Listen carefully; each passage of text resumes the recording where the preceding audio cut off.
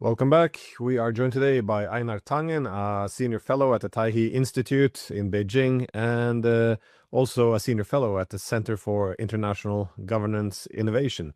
Yeah, thank you for coming back. I've been reading your articles with a great interest, especially the one on Chinanomics 3.0. And I was hoping you can lay out some of this argument in terms of the reforms of China not being part of a, single strategic vision, but rather, it should be viewed as a single strategic vision instead of all these separate policies. I was just wondering, how do you assess the economics of China? Because, as we're all distracted by wars breaking out between, large powers, we kind of lose focus on the main driving force, and that is economics. And I guess the main freight train moving forward would be China. Well, yes. I mean, there's always a problem. There's always headwinds. When you become too dominant, people become concerned that you're going to use your power the way that colonial powers did, which was basically to enforce a kind of Hunger Games scenario where you're completely dependent upon them, either through manipulation of countries by creating artificial borders that pitted minorities against majorities, just out and out theft, use of gunboat diplomacy, etc. So this is one of the reasons I wrote the essay, is that to try to help people understand that China's view of things is very different from the colonial view. Under a colonial view, you go in, you rape, rob, take, and you justify it that you're bringing civilization and God to the godless and the uncivilized, despite the fact that countries they were actually, quote, civilizing had civilizations that were thousands of years older than the civilizations of the West. So when I want to begin a little bit before we get into Chinanomics 3.0, and that is, where is the United States today? And this goes back to about 4 essays that I described them. And I selected these 4 essays simply because they laid out blueprints which have subsequently been followed. All right, the first one was written by Lewis Powell 6 months before he joined the U.S. Supreme Court, arguably one of the most powerful individual positions, because once on, you serve for life, and your views are going to be reflected in the cases that are decided. Now, he wrote a memo that basically said to the American Chamber of Commerce, it was a secret memo, where he said that because of the defeat in 1964, when Lyndon Johnson was elected president, who he considered basically a communist, it was time for the industrial families of America to unite and to take over government, to take over the media, to take over universities, to take over think tanks, and basically create an oligarchy. Now, if you have any questions about this, you should go to the Lewis Powell memo, and you should read it yourself and read the original. It has footnotes and everything, and you can follow it along. And you'll see clearly that this was the blueprint for America. The one part that didn't quite go to plan was this idea of having these blue blood families continue their rule. Because what happened is the generations that followed were not interested in running the companies that their forefathers built. So they left it to professionals, accountants, business majors, consultants, who told them what they should be doing, and then eventually started running the companies themselves. And as a result, what started out with this idea that you were establishing an oligarchy has in essence become a headless horseman, because the professionals have been given very strict orders: maximize shareholder value. And that generally means on a very short term. Why? Because that's how they get their bonus. It's the rat and cheese. If I say, if you maximize the value this quarter or this year, I'm going to give you a big bonus. Of course, you're going to do everything you can. But what's different about these families and these professionals that they hired is the families actually lived where their factories were, or at least some of them. They started out somewhere. They were connected to the community. They might have been good or bad. They might have things, but they were part of the community and they were connected to it, and they had a proprietary interest. But as soon as you bring in professionals, they have absolutely no connection.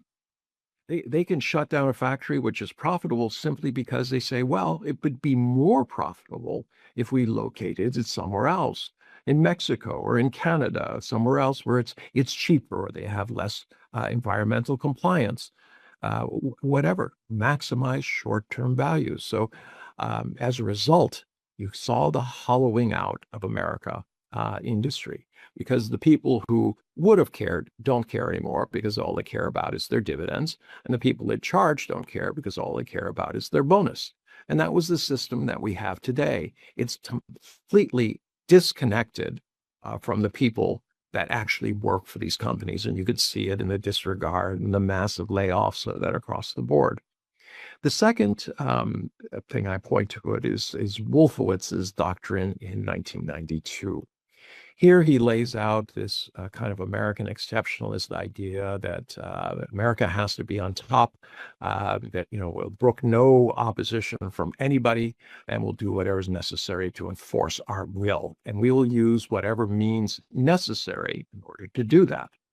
It's followed in 1996 by a similar memo, but this memo is meant for Netanyahu. He had just come into power. A gentleman called Richard Pearl. He wrote Clean Break. And in this document, it echoes Wolfowitz's idea that you do not try to work with the world. You don't try to negotiate peace. You impose your values, your peace, and your economic interests on it. But in this case, it was advice to Israel that they did not need to negotiate peace with their neighbors. They needed either to dominate the neighbors or destroy them. And this has become, in essence, the blueprint for what you see today. And if you read that document, you'll see very clearly that this was, although somewhat repudiated by Netanyahu at the time, has in fact become the blueprint. The last document I point to is one that was written by Eldridge Colby in 2021. And this represented a slightly different approach to Wolfowitz. It's still in that same realist vein, this idea that, it's a horrible world. And in order to succeed, you just have to be more horrible than everybody else. And his idea is that, yes, the global dominance thing isn't working. So therefore, what we'll go for is hemispheric dominance. We'll reassert the Monroe Doctrine. We will take South America. We will claim rights to Canada, Greenland, etc. Complete hemispheric domination, and that we will fortify the home base. And then the other thing that he talks about is containing China. And his idea of containing China is about controlling oil inflows, e.g., exactly what we see today happening with Iran and with Nigeria before that, when they were bombing that, and then also what we saw in Venezuela. But he also has one more card, which is still yet to be played, and that is to interfere with China's access to these choke points of trade that exist in the world. Especially, he mentioned the Straits of Malacca, because they feel that if they can control the energy going into China, they can control China's ability to manufacture. And if they can control the choke points where all this cargo goes through, they can control China's ability to trade. So this is the grand plan that we see. And we can see in each one of those cases that they are in fact following the blueprint that has been laid out. Eldridge Colby currently is the Secretary of War, Undersecretary for the Secretary of War Policy. So he's actively pushing this, and we can see his fingerprints on a number of these efforts that were made in Venezuela. It's up to getting its hemispheric dominance, and then also interfering with energy and also these choke points. So where does that lead us? What I've told people is that the U.S. is going in a certain direction. It's driven by nostalgia, the idea that let's make America great again. E.g., we need to return to the past, to our past glories. But as they say, it's impossible to swim in the same river once. Time passes, so does the water. But as I said, that's sort of nostalgia. On the Chinese side, you've seen an amazing, 40 years, 45 years of progress. They started out with no, real money, hard money reserves. They're desperately poor. They didn't have a large enough resources that they could export to the rest of the world. They needed food. They needed everything. But somehow they were able to go forward and become the second largest economy in the world. First, if you consider purchasing power parity, which is the idea of economics really is about the way I live. It's not comparable to the way people live in other places. I want to know, I buy milk and I have an apartment and I pay my bills. What does that really mean? So China, how does it do this? Well, since it doesn't have cash, it started doing PPPs. No, I'm sorry. This idea that you allow companies to come in, they invest in roads, sewer systems, water systems, the kind of infrastructure is necessary to organize your areas so that they can start producing. Because if I can produce something, but I can't get materials that I need to start the process, and therefore, and also cannot get out the finished products, it's useless. So infrastructure became very, very important to China. And in order to do that, they said build, own, turn over, BOTs. So somebody goes in, they negotiate, we will build it, we will own it for a period of time. That period of time will allow us to get all of our money back plus our profit. And once that happens, we turn it back to the government. And in those cases, there are many, many people who got very, very, very wealthy. Why? Because every time they completed one of these, they took their money and their profit and did another BOT. So that was very helpful in establishing the infrastructure at a time when they didn't have hard currency reserves. And that started this kind of renaissance. China had a huge labor dividend. They were organized and they started to manufacture, especially at the low end. And that was one period of time. Subsequently, China started investing more in their infrastructure. This led to a system that we see today. And now China's in this kind of what I say third phase. They're trying to develop high value outputs. Why? Because high value carries higher margin. A lot of the business that China was doing before and continues to do is low margin. That means they rely on economies of scale. I was shocked when I came here about 23 years ago, and I went to a factory that was producing vitamin C, and it was the size of 6 football fields. And I said, "My goodness, who do you manufacture this amount of vitamin C for?" And they said, "Well, them and 2 competitors basically controlled 98% of the vitamin C production in the world." And what it was is that they were willing to accept a very low margin on very large amounts. And this is how they approached a lot of their businesses. Today, China is interested in bringing up their economy, and they do so by saying, we're going to invest in higher end goods, tertiary goods, where we are leading in terms of new technologies. We see this in 5G, 6G, and electric vehicles and batteries, and the list goes on and on. So they said, why? Because then people who are working at these companies get more disposable income. Or disposable income allows China to drive its consumer-led economy. And this is really where they are today. So how did China organize these ideas? And why has the last 45 years for the US been kind of cataclysmic? 1971, you have basically 61% of the people in the United States are middle class. You take the same measure, you go to 2024, it's only 40%. Yes, there was an increase in upper middle class category, but it did not offset that 21%, even remotely. It's only about a third of that. So you saw a decline in America's middle class. and the middle class is the bulwark of American democracy. Is their ability to say, I will refrain from my own needs in order to invest in the needs of society and the needs of my children and my grandchildren. That is now pretty much gone. People feel so defensive. So many people are living paycheck to paycheck. They just don't have that luxury. So the US is going in one direction, driven by this idea of nostalgia. China is going in another direction, driven by this desire for progress, all right, to try to create a better society. But what is that society? Many people ask me. I said, society different from the United States. We believe ideologically that we have the best system, that liberal democratic capitalism is the only answer, not a answer, the only one. And therefore, it needs to be imposed on the world in order for the world to be peaceful.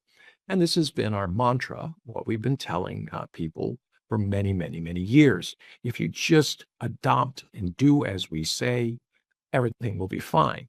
But at the same time, countries have realized that the ideology sounds okay, but the reality is that American companies and the government are basically, it comes with a price tag. They're taking goods and services and they're dominating these economies, sometimes directly through military gunboat diplomacy, sometimes through political interference, sometimes through just sheer power of their ability to control the financial networks and the movement of money and the dollar hegemony. So the U.S. is going that way. China says, no, we have a different idea. Our idea is that we can grow the pie bigger, not try to figure out who gets the biggest slice of pie, but how the pie gets bigger. And the reasons for that are simple. They say, well, if the world pie grows and we are part of the manufacturing end of it, we're going to have bigger markets. Our bigger markets are complementary to these other countries because we want them to succeed. We're helping them build infrastructure, not just get resources out, but also to be able to buy goods. And when those goods are bought, some of them are going to be made in China, continue to be, but many of them are going to be made in those countries. Now, why would China have an interest in exporting jobs to other countries? Well, when people have jobs, they have disposable income. They have disposable income, they buy things. So that's how China really sees the world. So ideologically, how does this all work for China? How is it over these, since Deng and then Jiang Zemin and Hu Jintao and now Xi Jinping, have they been able to consider this line? One of the people I looked at was a gentleman called Wang Huning. He is remarkable in that he was a university professor, so he didn't follow the normal course of Chinese government, which is you join the party, you're sent out to some remote village, and then you try to work your way up. Remember, you'll go there somewhere between 20 and 22, maybe 24 years old, and then between that time and about your mid 50s, you have to show the kind of accomplishment necessary to go to the top of this pyramid.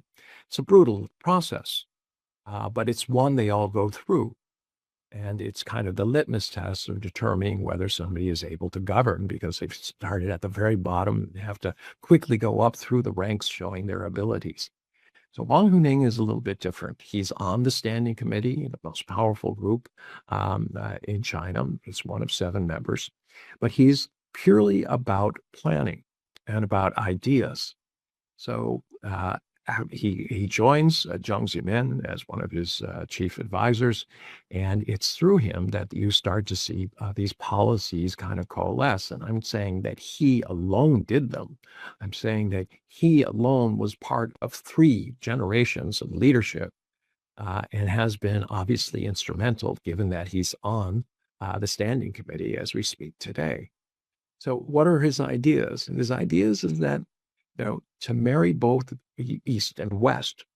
He's interesting because he went to America and he spent about 6 months there and he traveled. And it was kind of like the gentleman from France who came to America during the just after the Revolutionary period and watched that forgetting his name. I keep thinking Lafayette, but that's not the right name. He wrote a seminal book on the U.S. and its attitudes. A lot of it was good. A lot of it was, questioning and things like this. But it was a good way of looking at America. And I think if you're interested, you should read America on America by Wang Ning. And in there, he's complimentary about many aspects of the United States, but he also sees some problems. He sees this kind of idea that greed is good, and that the magic of the markets can somehow solve everything. I don't think he really saw that there. So his idea at the end of that, he comes back and he writes this book, and then he goes forward and he starts coming up with these ideas. You can divide China's development into first, it was kind of export oriented economy. And then it was infrastructure led, a lot of investments, the fast rail, everything, the airports, the ports and bridges, everything like this. And then now that's the tertiary phase where it's high quality development. Where does that lead? But he came up with this idea that American modernity, as expressed by a number of intellectuals in the U.S., was not what China wanted in terms of modernity. And by modernity, I mean what is the definition of the future and the direction that you're going in. So he saw development with very important to have development without dependence. Right? He wanted to have growth and national resilience, but the growth would help national resilience so that China would not be dependent on others. And this is not about de-risking. This is simply about making sure, for instance, in terms of food security is a huge issue in China. Why? Because people have to eat. You have to take care of the necessities of people's lives, and they cannot be dependent on the whims or will of other nations. And that's, very, very basic. And in terms of modernization, sorry, kind of jumping back and forth a little bit, he wanted modernization without fragmentation. And this was one of the issues he saw in America, that there was a tremendous amount of fragmentation. It was kind of those who have were getting more, those who didn't were getting less. He saw a lot of political polarization, and he had a sense that this was not going to end well if it continued in this direction. So he was very concerned about how you pull a country together.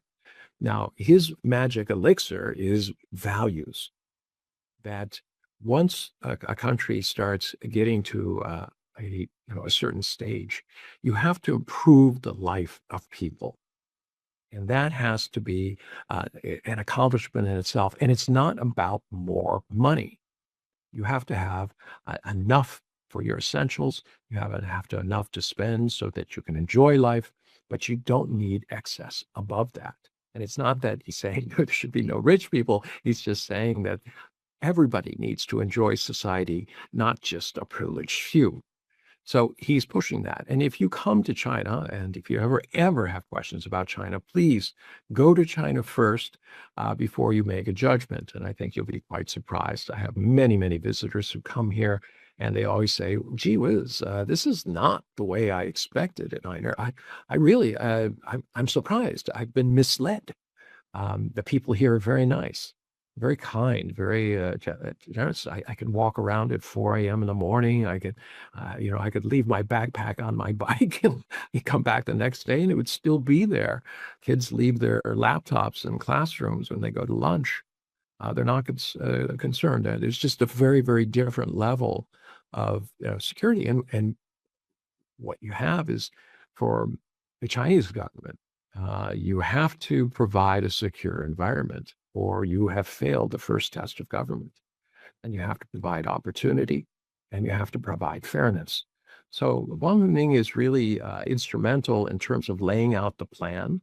And the plans now are it's not about him. I think he's given one interview. I know people who've actually talked to him. They're immensely impressed by his intellect, his ability to express ideas and things like that.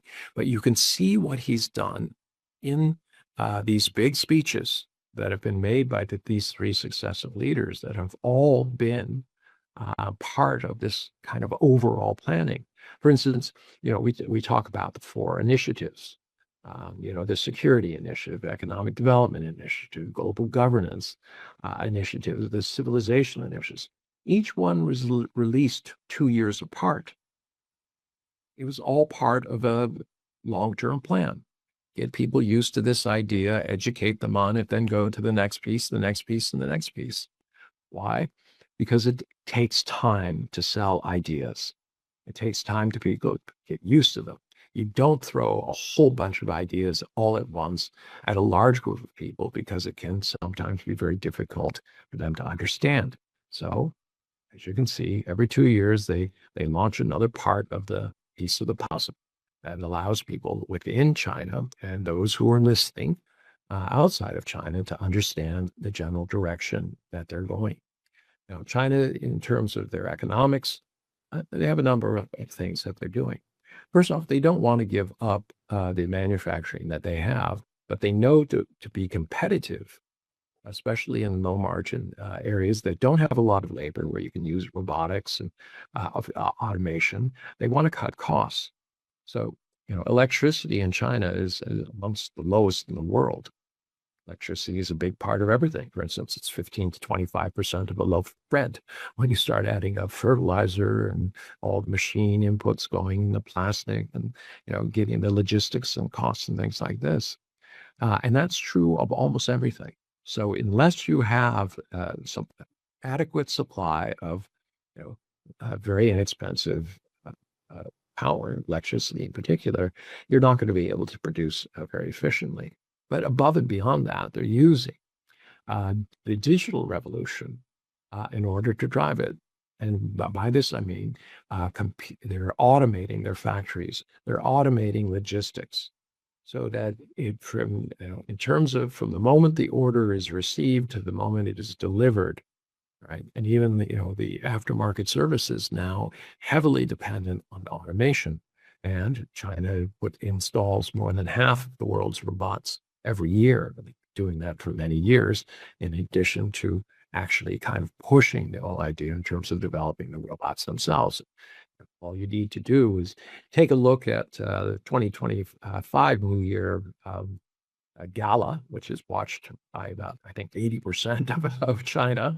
The robots were kind of like shaky little things. They were interesting, kind of cute, but, they didn't really look like they do anything. And then a year later, they're doing backflips and, did synchronized dancing, and they look extremely capable.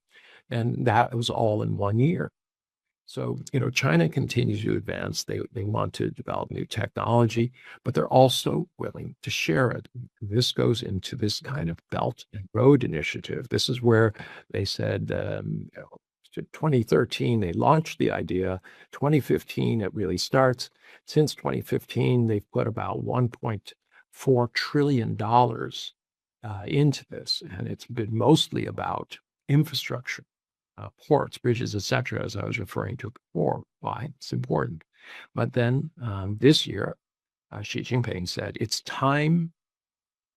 We've got the basic structure. Now it's time to color in. And somebody asked me, what does that mean, color in?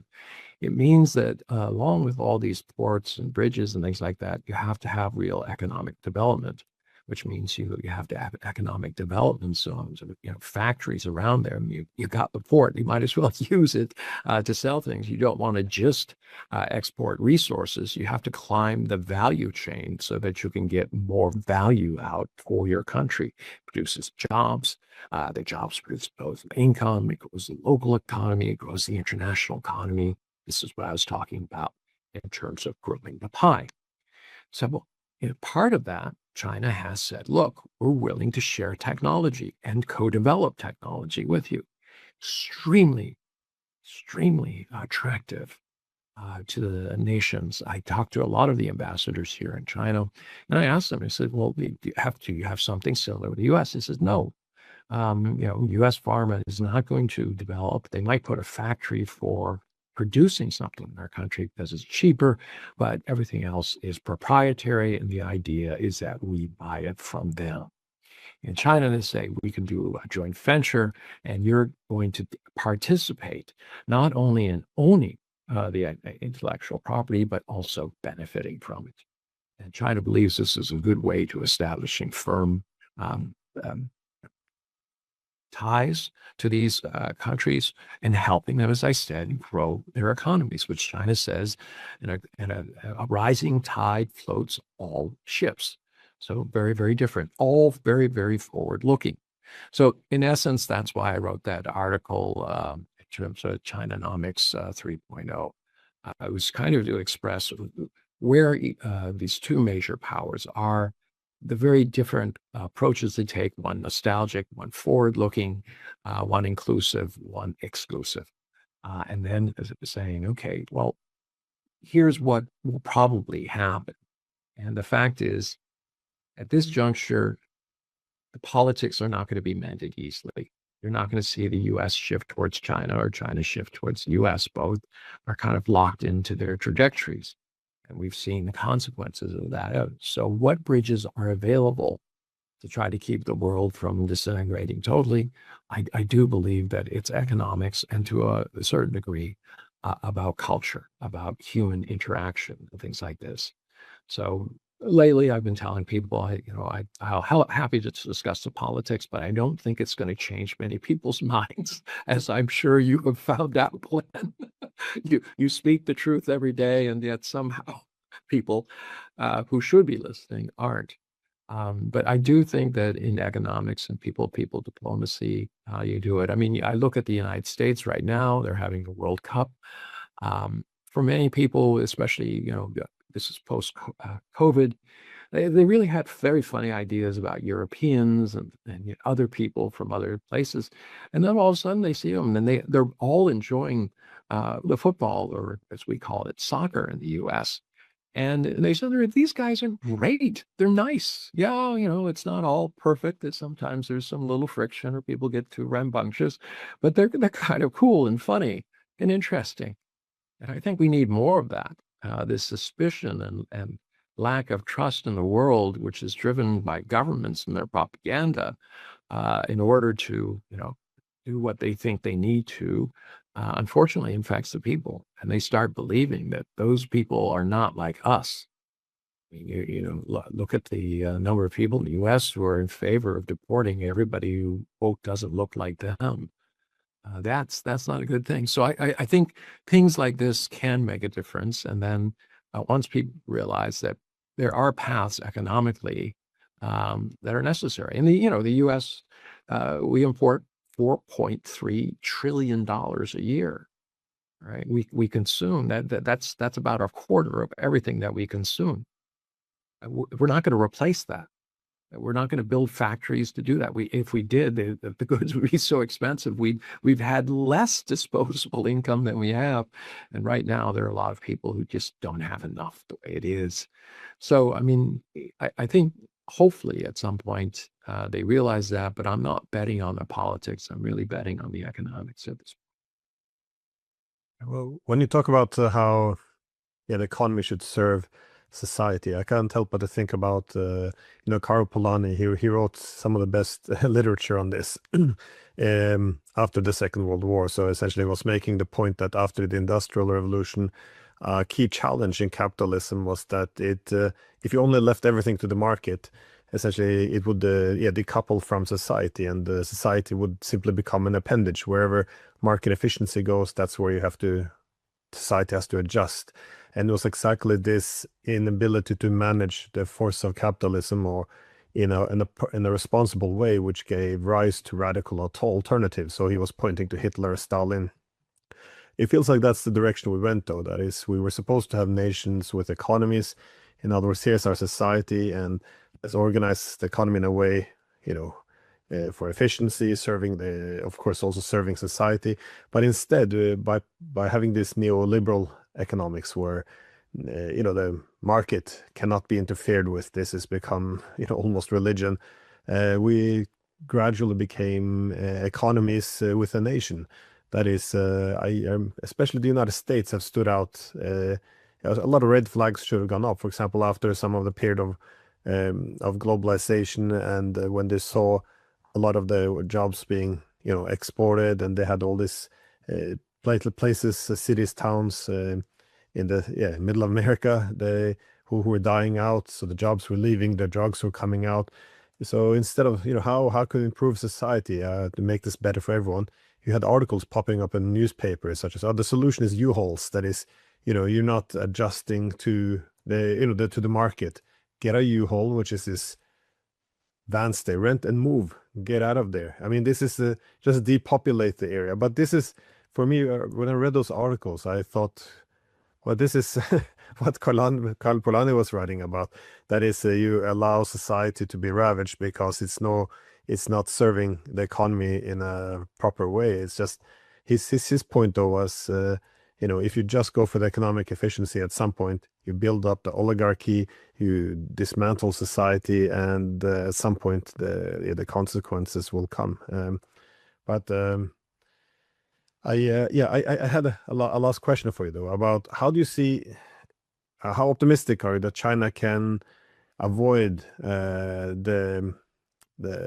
I guess the lure of empire, because like, not go down the same path as America, because political realists, we often tend to see that power will impact intentions. That is, if again, as you and I spoken about before, my my favorite political economist would be Friedrich List, who in the first half of the 19th century made the point that he made a big difference between the British and the Americans. He said the British were able to build an empire essentially standing on three legs. That is, they began to dominate the technology and industry. The second was, they then controlled all of the world's oceans. That is the physical connectivity of the world. And last was the financial connectivity. It had the main bank's currency being used. And Friedrich List was making the point that with the American system in the early 19th century, the United States, it had a completely different system. I mean, it stood on the same three legs, but it would pursue freedom and sovereignty. So he contrasted it with the British. So he said, the Americans were pursuing their manufacturing base. They were developing the ports and the roads. They were developing a national bank. So this would be the sovereignty, the anti-hegemonic force, essentially.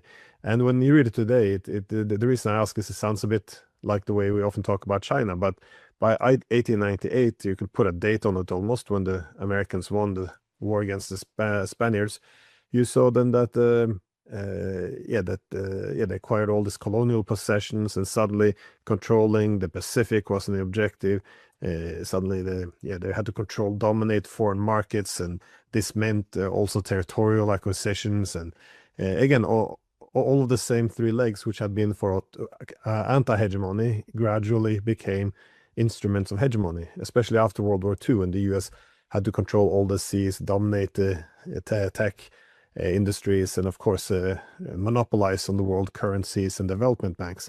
So at this point in time, the US had been a complete copy, in my opinion, of the British Empire. So the reason I ask now is because China, we see it also pursuing this, I would argue, the same three legs of the American system and the British before them. That is, it has that first leg, the industrial and technological leadership. It has the connecting the world with the Belt and Road Initiative, and the last leg, of course, the financial aspect. It develops the national banks, currency, payment systems, and again, if it's anti-hegemonic, but if the distribution of power impacts intentions, well, what happens after hegemony? Because the examples you gave with clean break and the Wolfowitz doctrine, it's not an accident that they popped up in the 1990s, immediately after the Soviet Union was gone, which was the balance. So again, when America's unbalanced, then suddenly all these ideas of dominating the world for the benefit of all of humanity, for some reason, all of this, it sounds like a joke today, but in the 90s, this is what most people subscribed to. That was before they called for destroying entire civilization and, backing all these genocides. But I guess, yeah, my core of my question, how do you see what gives you optimism about China's ability to resist this, yeah, the appeal of empire? Because, the Mersheimer's argument would be that this will be the ultimate security. If you dominate the world, you're completely safe. As you suggest, of course, it does. Empire corrupts, as you say. If you're empire abroad, good governance at home is a dream. It's gonna fall apart. So it is. I don't think empire is a good path for China, but it has a big appeal to it. So again, very long question. How can China essentially resist this?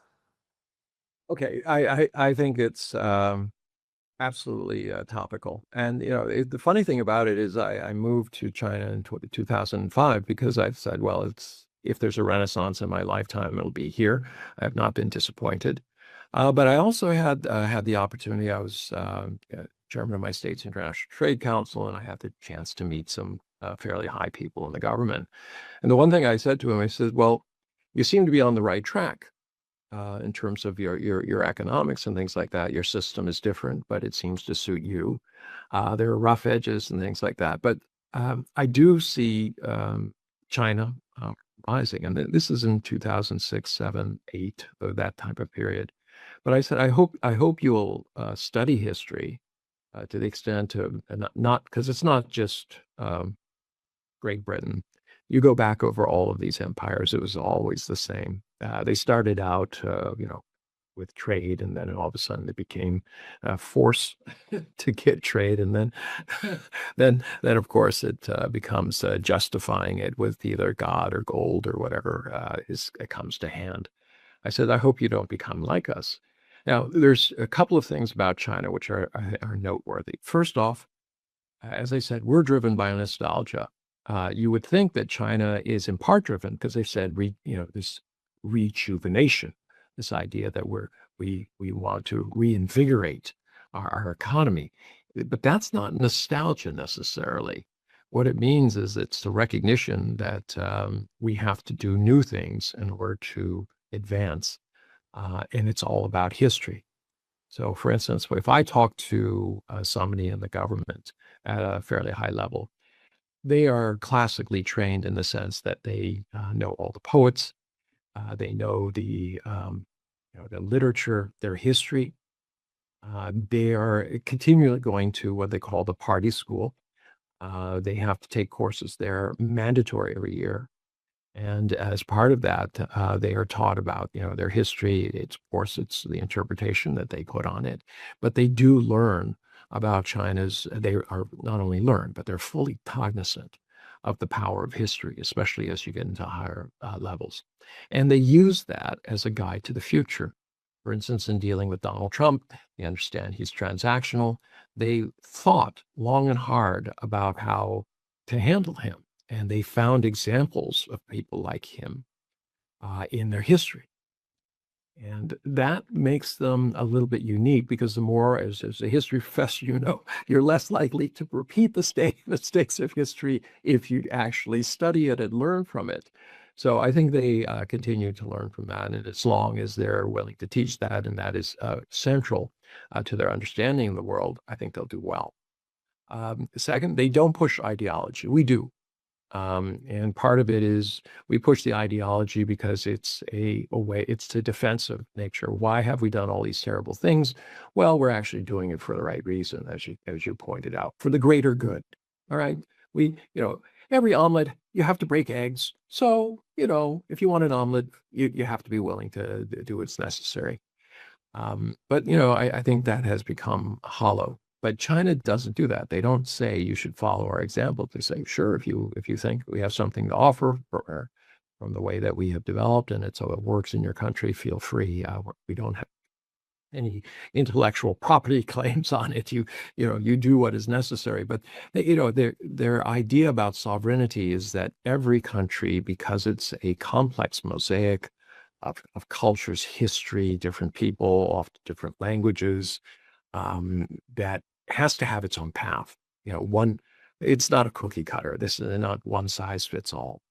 So that is a little bit different. If you're not looking to push your ideology on people, and that means that you don't, you have no reason to run in there with your warships and beat them bloody so that they do the right thing.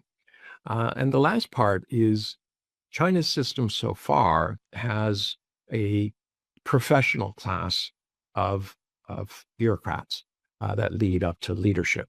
Now, I'm not a big fan of bureaucracies, um, and they need to be watched very carefully. But those who come through the bureaucracy, as I said, you start when you're 22 to 24, and then by 54, it's going to be decided whether you continue or whether, basically you retire. And on the way up, it's brutal. It's a pyramid. You start out with millions and you end up with, one and then seven and then 25, etc. So there's not a lot of room at the top. That means that those who come up are generally extremely capable, but in any kind of system, you have to acknowledge the stronger the leader, the weaker the government. And I don't mean that in their things. It's just that new ideas find it harder to express themselves when you have a very strong and dominant government. And these are things that the Chinese government is well aware of, and also transition and all of these things. So they're thinking about these things. They're not putting their head in the sand and saying it'll go away. No, this is the natural way of things. This is a long-winded way of saying that China has a system that, on average, produces better people who are more interested in serving the people than most of the nations that I know of. And and I want you to think about that. How does America prepare its leaders? You could be unemployed, unemployable, and you run for dog catcher, and then you run for mayor, and then you run for the Senate, and then you're president. And it sounds like a great story. And you obviously had Clinton, who rose from very humble beginnings to be president of the United States. It sounds great, the Horatio Alger story. But were they really prepared? In Clinton's case, better prepared than most because he had been a governor. But Obama, despite the fact that I think he's a very moral, a very good guy, great speaker, never really ran anything before he became president, and that became a problem for him. He was not prepared to be president.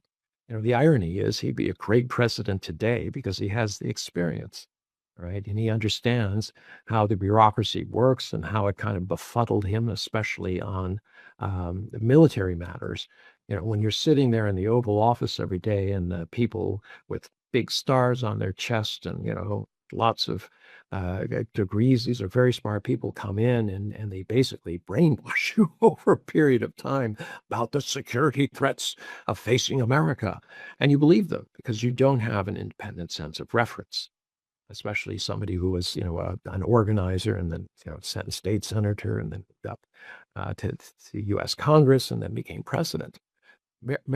Bureaucratic rise, but that didn't necessarily prepare him for that, the most complex, position in America.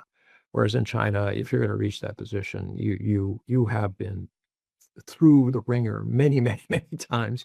You know exactly how China works. You know how its systems work. You know the limits and benefits of the bureaucracy and things like that. And because it's a system where, contrary to things, Xi Jinping isn't going to nominate everybody who's going to be in power in the future. It is a collective decision-making process, and it's very complex. And there is a lobbying amongst the people there, but you cannot be a jerk and be elevated because no one likes you if you're a jerk. So, I mean, I shouldn't say this, but I mean, Ted Cruz. I mean, everybody who's ever met Ted Cruz dislikes him. They say, "Oh yeah, he's a smart guy," but he's just not very likable. In China, there's no way he would have ever been at the situation he's in. A, because he doesn't have the experience really to do what he's doing. He's not well informed, as we saw with his interview with Tucker Carlson. Didn't know how there's 2 million people in Iran. He just says, "Let's attack it." I'm the senator for Israel. Things like that. Think I can't even imagine somebody in China saying even 1/10 of the things he's saying and being in any position of power. So they have a different system. There are limits to it. But at the same time, there's always that constant warning, and that's the things. The power of human nature and what I see sometimes today, not in the top end, but in the middle end, I see these people who had nothing to do with China's successes. I mean, in the hard parts and going through, the Cultural Revolution, things like that.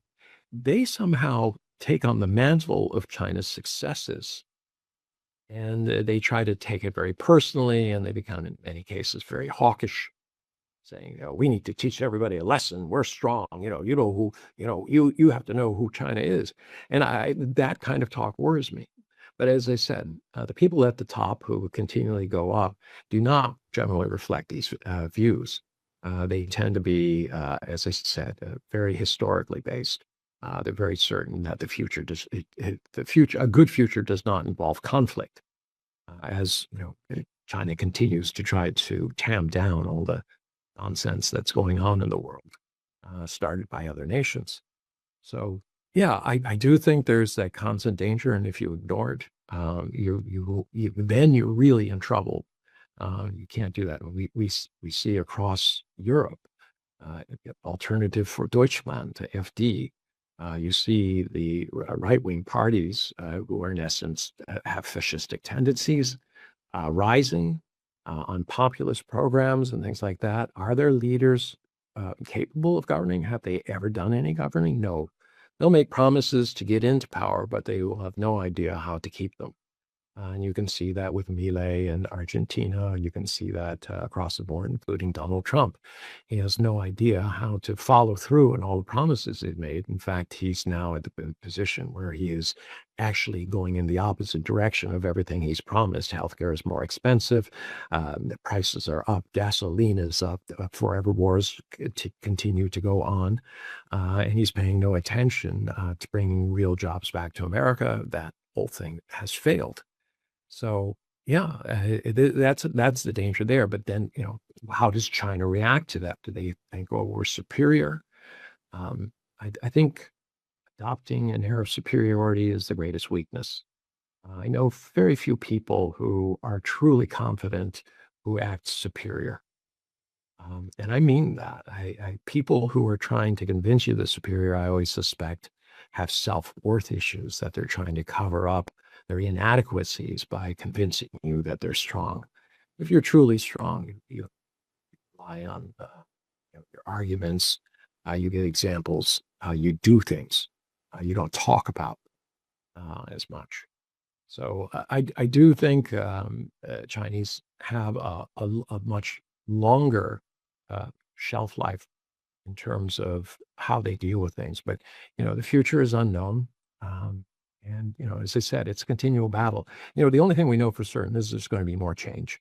And when those changes come, you have to have a system that's dynamic enough to respond to it. I think China's is responding to the dynamics of the world economy and, the direction in terms of both society and politics, as opposed to the U.S., who, as I said, this nostalgia stands in the way of them confronting not only internal realities of a failing society and these massive debts that they have no talk right now about ever paying them back. I mean, that worries me because they're going to grow. By the end of this year, we'll be well over $40 trillion. And no one seems to be batting an eye except a few people on ideological lines who continue to vote for the very things that they say they're against.